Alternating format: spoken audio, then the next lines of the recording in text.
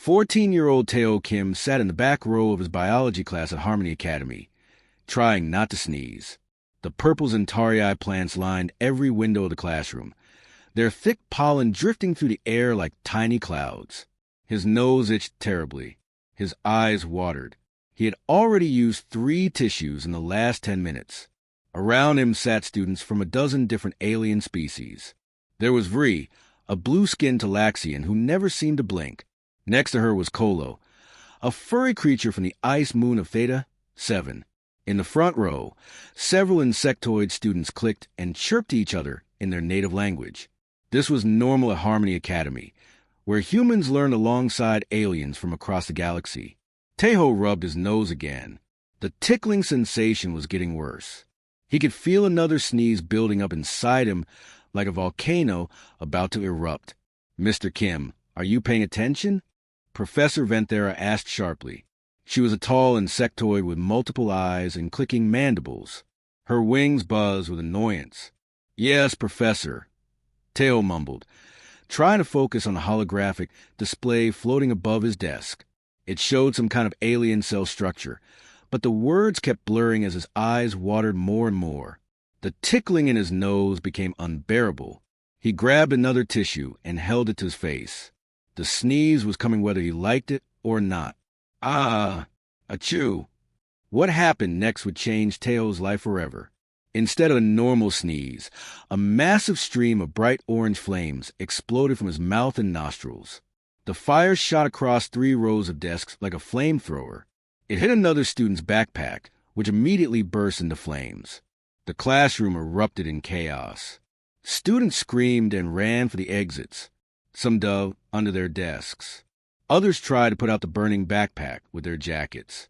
The fire alarm began blaring, and sprinklers dropped from the ceiling, soaking everyone in cold water.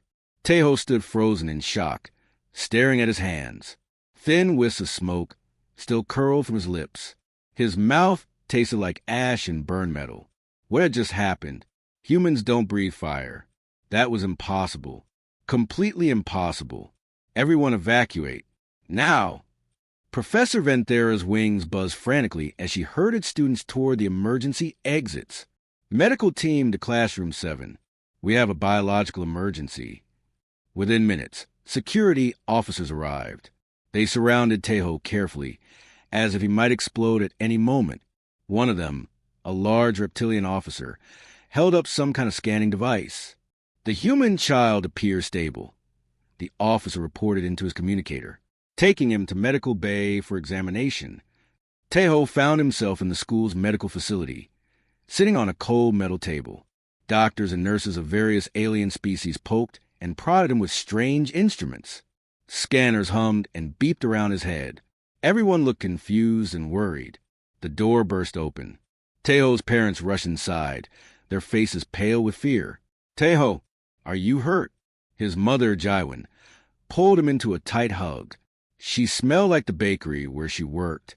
"Are you okay? What happened?" "I'm fine, Mom," Teho said quietly. "But I breathe fire, like a dragon in those old Earth stories. I don't understand how, but I did." His father, Miho, looked at the head doctor. "What's wrong with my son?" Dr. HY was a tall, thin reptilian with green scales and kind eyes. He studied a scanner with a puzzled expression. "Mr. and Mrs. Kim, I must be honest. This makes no scientific sense. Humans have no biological structures that could produce fire. No special glands, no combustible chemicals in the body. Teo's internal temperature is completely normal. Yet the security footage clearly shows flames coming from his mouth and nose. So what does that mean?" Miho demanded. "Is he sick? Is he dangerous?" "I don't know," Dr. HY admitted. "I've never seen anything like this in 40 years of practicing medicine." They kept Teho in the medical bay for observation. Nurses checked on him every hour. Scientists came to take samples of his blood, saliva, and even his breath. Everyone treated him like he was some kind of strange experiment. By evening, things got much worse. One of the students had recorded the incident on their personal device. The video spread across the Galactic Communication Network in hours. Teo's face, shocked and frightened with flames pouring from his mouth, became the most viewed content in known space. Messages flooded in from everywhere. Scientists wanted to study him. News reporters wanted interviews. Some religious groups called him a miracle. Others called him a monster. Conspiracy theorists claimed he was a secret government weapon. The attention was overwhelming and terrifying. Teo's parents took him home that night, but security officers stayed outside their house. The family sat together in their small living room, holding each other and trying to process what had happened. Maybe it was just a one-time thing, Jaiwin said hopefully. Maybe it won't happen again. But 3 days later, everything changed. It was early morning when the alarms began blaring across New Terra Colony. Teo rushed to the window and looked up at the sky. His breath caught in his throat. A massive ship had appeared in orbit. It was unlike anything Teo had ever seen. The vessel was enormous, made of black metal that seemed to absorb light. Glowing red symbols covered its surface. The ship was shaped like a coiled serpent, and it hung in the sky like a dark omen. Every screen in the colony, every television and communication device, suddenly displayed the same message. A deep voice spoke, powerful and ancient. "We have come for the child who bears our flame. Surrender him to us, and there will be peace. Refuse, and we will take him by force. You have one planetary rotation to decide." The message ended. The ship remained in orbit, waiting. Teo's mother pulled him away from the window, her hands shaking. His father checked all the locks on the doors, though they both knew locks wouldn't matter against whoever had sent that ship. The next morning, 3 capsules of crimson light descended from a massive ship in orbit. They fell slowly through the atmosphere, glowing like small red suns. The entire colony watched as they landed in the central plaza of New Terra's capital city. When the light finally faded, the assembled crowd gasped in shock and fear. 3 enormous creatures stood before them. They were unlike anything most humans had ever seen in person. Each one stood over 3 meters tall, their bodies covered in scales that shimmered and changed color between deep violet and burning gold. Their eyes glowed with inner fire, like molten amber or liquid sunset. Massive wings of translucent membrane folded against their backs, and when they moved, muscles rippled beneath their armored skin. They looked like the dragons from ancient Earth legends, but they were real, terrifyingly real. The center dragon stepped forward. His scales were darker than the others, almost black with hints of deep purple. When he spoke, his voice rumbled like distant thunder. "I am Commander RYDH of the Drakthor. With me are Scholar Nara and Elder Caver. We have come for the Flame Bearer. We mean you no harm if you cooperate." Governor Yuna Choi stepped forward from the crowd of human officials. She was a brave woman, but even she looked small and fragile before these creatures. Security forces stood behind her with weapons drawn, though everyone knew those weapons would be useless against beings like this. "You cannot simply arrive and demand one of our children," Governor Choi said, her voice steady despite her fear. "Explain yourselves first. Why do you want Taeho Kim?" The smaller dragon, with scales at its silver tips, moved forward. Her voice was gentler than Commander RYTH's, almost musical. "My name is Nara. I am a scholar of our people's history. 10,000 years ago, before we left this part of the galaxy, we did something that many considered controversial. We left genetic seeds among various species across many worlds." "What does that mean?" someone in the crowd shouted. "It means we altered the DNA of certain beings." Nara explained. "We gave them pieces of our genetic code. Insurance against our extinction. A way for our people to survive, even if we all died. The boy, Taeho Kim, carries Drakthor DNA within him. That is why he can breathe fire." Dr. HYX Tun pushed through the crowd, his medical scanner in hand. "That's scientifically impossible. I examined the boy thoroughly. Humans and Drakthor share no evolutionary history whatsoever. Our species developed on planets thousands of light years apart." The third dragon, an ancient-looking creature with scarred scales and wise eyes, spoke for the first time. His voice was even deeper than Commander RYDH's. "We did not ask evolution for permission. Doctor, we engineered it ourselves.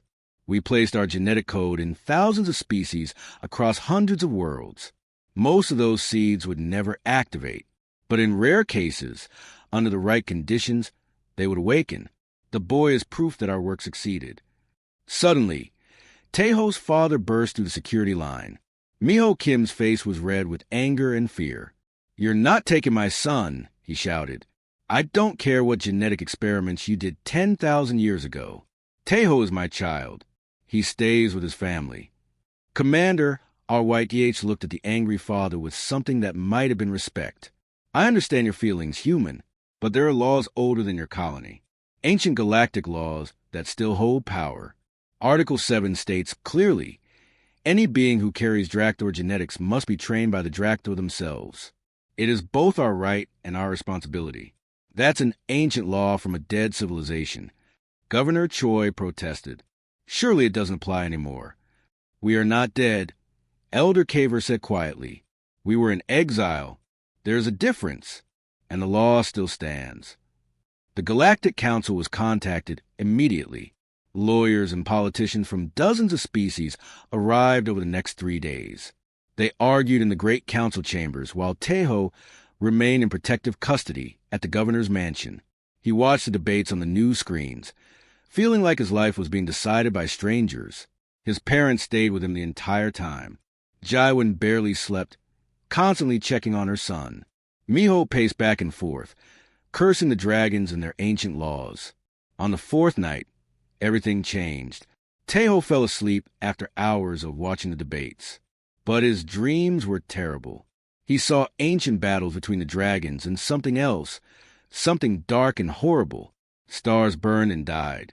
Worlds turned to ash. He saw dragons falling from the sky, their wings torn and broken. He woke up screaming, and his room was on fire.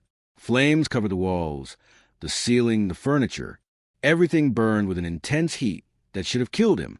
But Taeho sat in the middle of it all, unharmed, his body producing fire faster than he could control it. His mother screamed from the doorway. His father tried to enter, but the heat drove him back. Security sprayed fire suppression foam, but it evaporated before it could touch the flames. Then the dragons arrived. They appeared at the window, their massive forms hovering outside on their powerful wings. Nara, the scholar, smashed through the glass without hesitation. The flames that would have killed a human didn't even make her flinch. Her scales absorbed the heat as she walked calmly toward the terrified boy. "Breathe with me, young one," she said softly, kneeling before him. Her glowing amber eyes met his. "Listen to my voice. In through your nose slowly. Hold it. 1, 2, 3. Now out through your mouth. Slowly. Good. Again. The flame obeys you. You do not obey the flame. You are its master." Taeho followed her instructions. His panic began to fade. As he calmed down, the flames around him flickered and dimmed. After several minutes of breathing exercises, the fire finally died completely. Jaiwin stood in the doorway, tears streaming down her face. The dragons had stopped the fire that human technology couldn't touch. Governor Choi made an announcement the next morning. A compromise had been reached after long negotiations. Taeho would go with the dragons to train aboard their ship, but he would not go alone. 2 human guardians would accompany him to ensure his safety and report back to his family. Dr. Samin Kwan, a brilliant xenobiologist, volunteered immediately. Captain Jahun Park, a decorated military officer, was chosen as the security escort.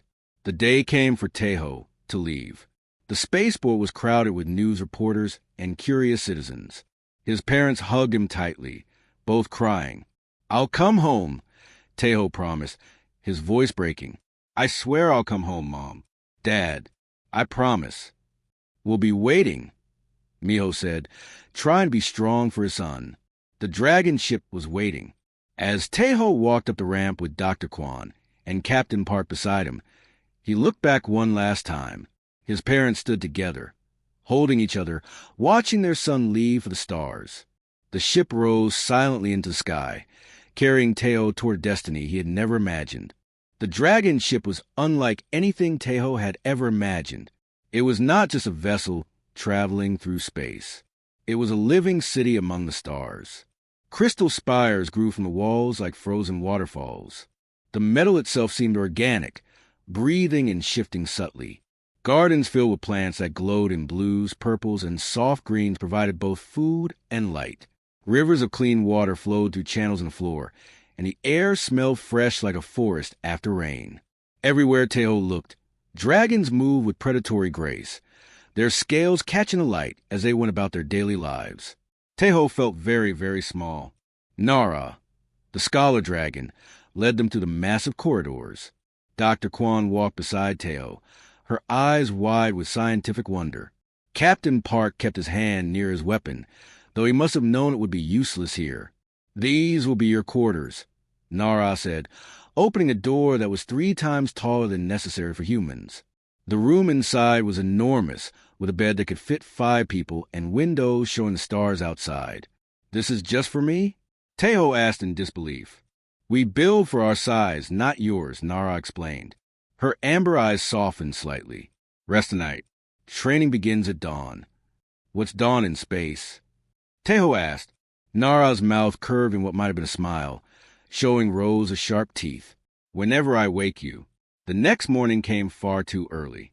Nara arrived before Teho had even finished breakfast. She led him to a massive training chamber with smooth floors and high ceilings. "We will begin with meditation," she announced. Meditation sounded easy. It was not. Nara expected Teho to sit perfectly still for 8 hours straight, focusing on his inner flame. By the 2nd hour, Teho's legs were numb. By the 4th hour, every muscle in his body screamed in pain. By the 8th hour, he could barely think straight. "Again tomorrow," Nara said simply when they finished. The days that followed were torture. Breathing exercises made his lungs burn as if he had inhaled smoke. Physical conditioning pushed him until he collapsed on the floor, unable to move. The Drakthor training methods were designed for beings who lived for centuries, who had bodies built for war, not for a 14-year-old human boy. After 1 week, Teho lay in his bed too exhausted to eat dinner. His whole body ached. His hands shook from fatigue. Tears ran down his face, though he tried to hide them. Dr. Kwan found him like that. She sat on the edge of his bed, her face filled with concern. "This isn't working," she said firmly. "They're going to kill you with this training." The next day, Dr. Kwan confronted the Dragon Council. She stood before Commander RYTH, Elder Caver, and a dozen other important dragons, looking tiny but determined. "You're training him wrong," she declared. "Humans are not dragons. We're fragile compared to you. We live maybe 80 years, not 800, but we adapt. We learn differently. Let me redesign the training program, or you'll have a dead boy instead of a student." Elder Caver's eyes narrowed. "Our methods have worked for 10,000 years. For dragons," Captain Park added, stepping beside Dr. Kwan. "Not for humans. His body can't handle this. Give us a chance to do it our way." The dragons discussed this among themselves in their rumbling language. Finally, Commander RYTH nodded slowly. "Very well. You may try. But if the boy fails to progress, we return to our methods." Dr. Kwan completely changed the training. Instead of 8-hour meditation sessions, she broke them into 30-minute blocks with rest periods in between. She added human sports and games to build Teho's strength gradually. Captain Park contributed tactical puzzles and strategy exercises that made training feel less like torture and more like challenges to solve. Something unexpected happened. Teho began to improve rapidly. Where young dragons took decades to master basic flame control, Teho achieved it in just 3 weeks. His human creativity let him approach problems from completely different angles. When Nara taught the traditional method of creating fire, Teho accidentally discovered 5 new methods on his own just by experimenting. Remarkable, Nara observed one day. Teho was shaping his flames into complex geometric patterns, something that usually took dragons a century to learn. "You think so differently than we do. Your flame dances instead of just burning." Teho also discovered he was not the only young being on the ship. One day, a dragon who looked smaller than the adults approached him in the dining hall. "You're the human flame bearer?" the young dragon asked. His scales were bright green with gold edges, and his eyes sparkled with curiosity. "I'm Teho," he replied. "Who are you?" "I'm Hyuk. I'm only 50 years old, so the elders say I'm still a child. He sat down across from Teho, his massive form making the furniture creak. Is it true you learned the plasma technique in 1 month? I guess so, Teho said modestly. That's incredible. It took me 15 years. Hyuk leaned forward eagerly. Teach me something from your world. A human thing. Teho thought for a moment. Do you know what basketball is? He didn't, so Teho taught him. They use balls of compressed flame instead of real basketballs. Shooting them through hoops at Captain Park helped them set up. Soon, other young dragons joined them. The sight of dragons playing a human sport became common on the ship, and even some of the stern adult dragons stopped to watch with amusement. At night, Teho's dreams grew more vivid and strange. He saw through ancient eyes, flying over a primitive version of Earth. He felt emotions that were not his own. He experienced memories of landing on that blue planet long ago, of leaving something precious behind before departing into the stars. One morning, he told Nara about the dreams. She listened carefully, then nodded slowly. The memories are awakening. You carry not just our genetics, but fragments of ancestral consciousness. The dragon who left the genetic seed on your world. His memories live within you. This is extremely rare, even among pure-blooded Drakthor. 3 months passed. Teho had grown stronger, faster, more confident. His control over fire had improved dramatically. One day, during an advanced training session, he successfully breathed plasma fire hot enough to cut through starship hull metal. The dragon celebrated with a great feast in his honor. They served strange foods from a dozen worlds, and Hyuk taught Teho a dragon drinking song that made everyone laugh. But that night, as the celebration ended, Teho noticed Elder Kaver speaking quietly with Commander RYDH and Nara. Their expressions were grave and worried. Nara approached Teho as the other dragons left the hall. Come with me, she said softly. There is something you must know. Something we should have told you from the beginning. She led him to the observation deck, where the massive windows showed endless stars. Elder Kaver and Commander RYTH waited there. The time has come, Elder Kaver said heavily. We must tell you the real reason we came for you. The true purpose of the genetic seeds we planted so long ago. Teho felt a chill run down his spine. What do you mean? What real reason? Commander RYTH activated a holographic display. What Teho saw there made his blood run cold. Elder Kaver stood before the massive observation windows, gazing at the stars that stretched endlessly in every direction. Teho joined him, with Nara and Commander RYTH standing nearby. The old dragon's scales looked dimmer than usual, as if a great weight pressed upon him. Beautiful, isn't it? Kaver said quietly. We fought to protect this beauty once, 10,000 years ago. Now we must fight again.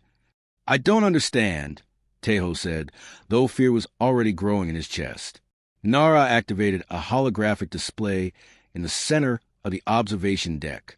What appeared there made Teho take a step backward in horror. The hologram showed massive ships, but they were unlike any vessels Teho had seen before. They looked organic, like tumors given form and set loose in space. Their surfaces writhed and pulsed with sickly colors. Wherever these ships touched, corruption spread like a disease. Metal twisted into grotesque shapes. Living beings transformed into monsters. What are those things? Teho whispered. The Velcresh, Commander RYDH answered, his voice heavy with old hatred. 10,000 years ago, they nearly consumed the entire galaxy. Every species they touched either died or became part of their hive mind. Planets were stripped of all life. Stars were drained of their energy. Elder Kaver continued the terrible story. We Drakthor fought them for 3 centuries. We lost billions of our people. We nearly destroyed ourselves trying to stop them. But finally we succeeded. We drove them back to the edge of the galaxy and sealed them away. But you knew they would return, Dr. Kwan said, understanding dawning on her face. She had been listening from the doorway with Captain Park. Yes, Nara said sadly. We knew the seal would not last forever. Perhaps 10,000 years, perhaps 20,000. So we planted the genetic seeds across hundreds of worlds before we went into exile. You were creating weapons, Captain Park said, his voice hard with anger. You were making soldiers to fight your war. We were creating guardians, Elder Caver corrected. We dragons nearly destroyed ourselves fighting the Velcresh. Our warrior culture made us strong, but also made us brutal and reckless. We needed something different, something that could adapt and think creatively, something that combined our power with qualities we lacked. You needed humans, Tejo said quietly. We needed hope, Nara replied. And you are the first seed to awaken, perhaps the only one who will awaken in time. Suddenly, alarms blared throughout the ship. Red lights flashed in the corridors. Dragons ran past the observation deck, shouting orders in their language. What's happening? Tejo shouted over the noise. Commander RYTH's face turned pale, which Tejo had not thought possible for a dragon. They're here. The Velcresh found us. Through the observation windows, space itself seemed to tear open like fabric being ripped apart. The corrupted ships emerged from wounds in reality, their twisted forms immediately attacking the nearest world. New Terra, Tejo's home. No! Tejo breathed, pressing his hands against the window. No, no, no! The Velcresh ships released waves of corruption that spread across space like ink in water. They hit the Galactic Council fleet that protected New Terra. Within minutes, ships began changing. Their hulls twisted into nightmarish shapes. Weapons grew from their surfaces like cancerous growths. The corrupted ships turned on their former allies and began attacking. We're losing, Captain Park said, watching the battle displays. The Council fleet is being destroyed or converted. In an hour, maybe less, those things will reach the planet's surface. Tejo watched in horror as more ships fell to the corruption. He could see New Terra below, the blue and green world where his parents lived, where millions of innocent people had no idea what was coming for them. We have to help them. Tejo yelled. We have to do something. You're not ready, Nara said, but her voice was uncertain. You've only trained for 3 months. This is too dangerous. My home is down there. Tears ran down Tejo's face. My parents, my friends, everyone I've ever known. I don't care if I'm ready or not. Dr. Kwan was frantically checking data on her portable scanner. Suddenly, her eyes widened. Wait, look at this. Tejo's cellular structure, the way his human immune system processes a dragon's genetics. His cells might be immune to Velcresh corruption. Everyone turned to look at her. Explain, Commander RYDH demanded. The Velcresh corruption works by rewriting the genetic code of whatever it touches, Dr. Kwan said, speaking quickly. But Tejo's DNA is already a hybrid. His human adaptive immune system, combined with Drakthor fire genetics, creates something new. The corruption might not be able to take hold because his cells are constantly adapting. He's the weapon you designed him to be, Captain Park said bitterly. Tejo felt sick to his stomach. His entire life had been leading to this moment. He had never asked to be special. He had never wanted to be a weapon. He just wanted to be a normal kid. But normal kids couldn't breathe fire. And normal kids didn't carry the genetic legacy of an ancient warrior race. He thought of his mother's bakery, of the smell of fresh bread in the morning. He thought of his father teaching him to ride a bicycle when he was 6. He thought of his friends at school, of boring classes and homework, and all the normal things he had taken for granted. All of that would be gone if he did nothing. I'll do it, Tejo said quietly. I'll fight, but I have one condition. Commander RYTH turned to him, surprise on his ancient face. Name it. Humanity fights with you, not for you, not as your soldiers or your weapons, as equal partners. This is an alliance between our species, or I don't fight at all. The dragons exchanged glances. Such a thing was unprecedented. The Drakthor had always fought alone, never trusting other species enough to truly work together. Finally, Elder Caver bowed his head in respect. Agreed. Let it be known that on this day, the Drakthor and humanity forge an alliance. We stand together as equals against the darkness. Messages went out across the galaxy immediately. Every available ship from every willing species began converging on New Terra. Humans prepared their fleets. The dragons readied their weapons. Even species that had never fought before began arming themselves. As Teho prepared for battle, putting on armor that had been hastily modified for his smaller human frame, Nara placed a gentle claw on his shoulder. "You were never just a weapon to us," she said softly. "You are proof that different species can become something greater together. Remember that when you face the darkness." Hyuk appeared, wearing battle armor that made him look even more impressive. "I'm coming with you," he announced. "You taught me basketball. Now I'll watch your back in battle."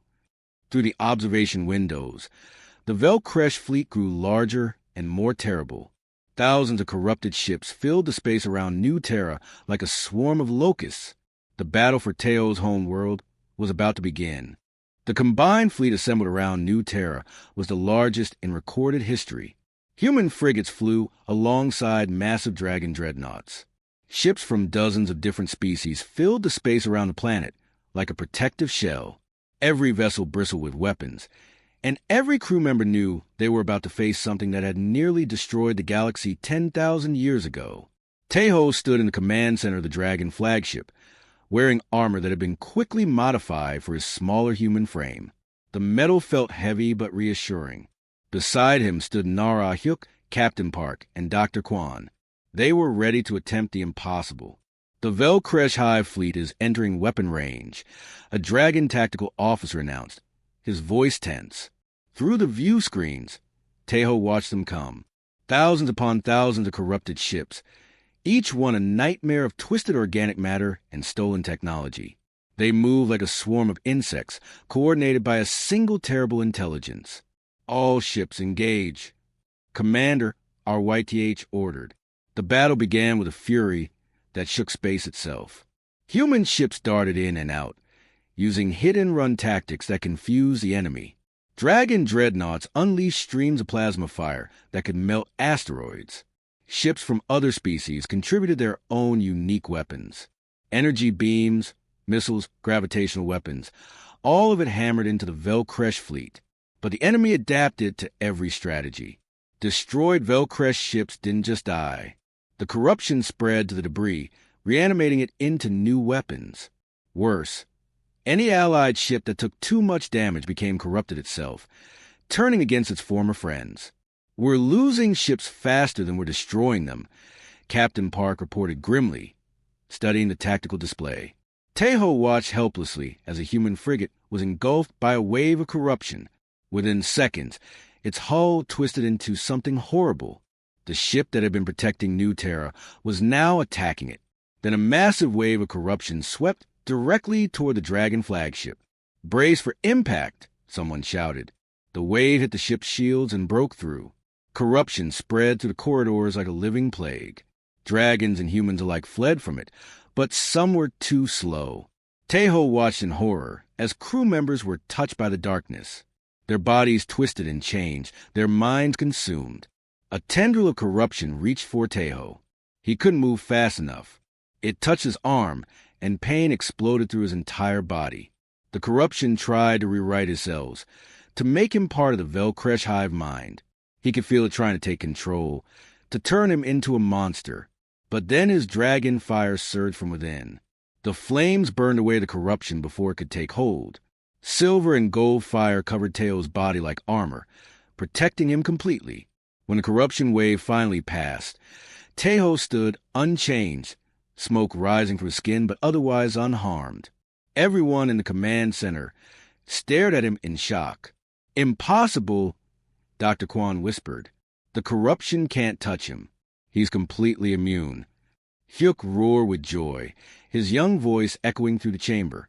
"He can walk through their corruption like it's nothing." Teho looked at the battle display with new eyes. The Velcresh ships were all connected in a network, like a spider's web. And at the center of that web was one massive vessel that dwarfed everything else. "That's the Nexus," Teho said, pointing. "That's their brain. If we destroy that, we destroy all of them. The Nexus is surrounded by corruption fields so thick that nothing can survive passage," Nara protested. "Even our strongest ships will be consumed before getting close." "Not me," Teho said firmly. "The corruption can't touch me. I can get there." "It's suicide," Commander RYDH said. Even if you reached the Nexus, you'd be alone against millions of corrupted beings. Then I need volunteers, Tejo said, looking around the command center. I need people brave enough to try the impossible with me. Hyuk stepped forward immediately, placing a massive claw on Tejo's shoulder. I'm with you, my friend. You taught me to play basketball. Now I'll help you save the galaxy. Captain Park checked his weapon and nodded. I've been protecting humans my whole career. Not stopping now. One by one, dragons and humans volunteered. 30 warriors in total. The bravest souls from 2 species, ready to attempt a mission that would probably kill them all. They teleported directly onto the Nexus ship. The interior was a waking nightmare. The walls were made of pulsing flesh and corrupted metal fused together. Monsters lurked everywhere. Former crew members from destroyed ships twisted into weapons by the Velcresh. Tejo led the team forward, his flames burning away corruption with each step. They fought through wave after wave of enemies. A dragon warrior fell, overwhelmed by monsters. A human soldier was pulled into the walls and consumed. One by one, they lost people, but they kept moving forward. Finally, they reached the central chamber. What they found there defied description.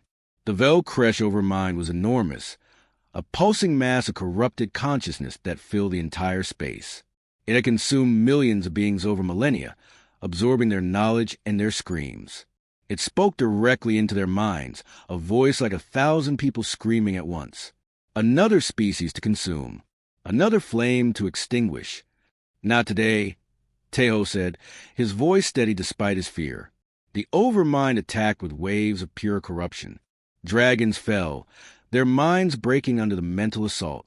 Captain Park fired his weapon until it ran dry, then collapsed to his knees, bleeding. Hyuk tried to shield Tejo, but was thrown against a wall with terrible force. Only Tejo remained standing. He walked forward as corruption waves broke against his skin like water against stone. His dragon fire burned brighter than ever before, silver-white flames that carried both human determination and dragon fury. "What are you?" The overmind shrieked in genuine fear. "I'm the thing you can't corrupt," Tejo replied. "I'm what happens when 2 different species refuse to give up. I'm adaptation. I'm evolution. I'm hope." He placed both hands on the overmind's core and released everything he had. All the fire, all the power, all the desperate hope of 2 species combined into one burning moment. The flames consumed the overmind from within, burning away 10,000 years of accumulated corruption. The entity screamed, a sound that echoed across every Velcresh ship simultaneously. The Nexus exploded. Tejo woke up 3 days later in the medical bay. His body had changed. Silver and gold scales now covered his arms and parts of his chest. His eyes glowed faintly even in bright light. He was permanently transformed, neither fully human nor fully dragon, but something new. Dr. Kwan explained through happy tears that the entire Velcresh fleet had collapsed when the Nexus died. The corruption had simply stopped, leaving behind ships that could be salvaged and beings that could be saved. New Terra was safe. The galaxy was safe. The dragons emerged from their exile and joined the Galactic Council officially. The alliance between humanity and the Drakthor was formalized with great ceremony. Tejo returned home a hero. His parents cried when they saw him, hugging him despite his new scales and glowing eyes.